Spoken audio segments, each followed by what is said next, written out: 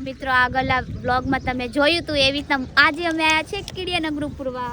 હવે કોઈ એમ નહીં કે અંજલિ તો પુણ્યા કરે તો બી દેખાડવું પડે. અમે અગલી વખતે નહોતું દેખાડ્યું પણ આ વખતે અમે દેખાડીશું, કેમ કે અગર અમને જોઈને એક બે બી લોકો કરશે ને તો બી અમારી માટે બહુ મોટી વાત છે. એમનું જ પુણ્ય થાય તો આવું કરવું જોઈએ. અને ચૈત્ર મહિનામાં લોકો કરે, કેમ કે હે ને ચૈત્ર મહિનામાં છે ને કીડીયું બચારી ભેગું કરે, જેટલું એમાંથી થાય ને ઉનાળામાં એટલું બધું ખોરાક ભેગું કરે અને ચોમાસામાં એ બેઠા બેઠા ખાય. જો આટલું મમ્મી લાવી છે, આટલી બોટલ ઘણી બધી છે. મમ્મી એકલે જ કર્યું હતું ગાઈસ, મેં નથી કર્યું, એટલે બધું ફળ મમ્મીને જ મળશે. જો કે એવું કાંઈ ના હોય, પુણ્ય માટે એવું નહીં, પણ આ તો આપણે બીજાનું ભલું થતું તો કરી દેવાય.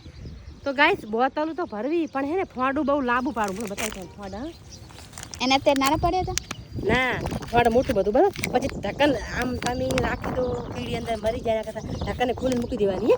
જલ્દી બી બાદ થઈ જાય અને હવામાં લે પણ ના એમ કેતા દેખાડવાનું ન હોય, નહીં દેખાડવાની પાછળનું કાળુભાઈ એક રીઝન છે કે કદાચ તમે સારું કામ કરો ને સોશિયલ મીડિયા ઉપર ફોટો મૂકો ને તો 5 જણા પ્રેરિત થાય, બીજા કઈ ખારું કરે. એનો એક મહત્વ એ થાય છે. નકરું એવું નથી કે દેખાડી દીધું ને આપણે રોલા સોલા નાખી દીધા, એમાં નથી. 5 જણાને ખબર પડે તો એને કઈક ખારો વિચાર જાગે, લાઈન હું કઈક આવું કરું.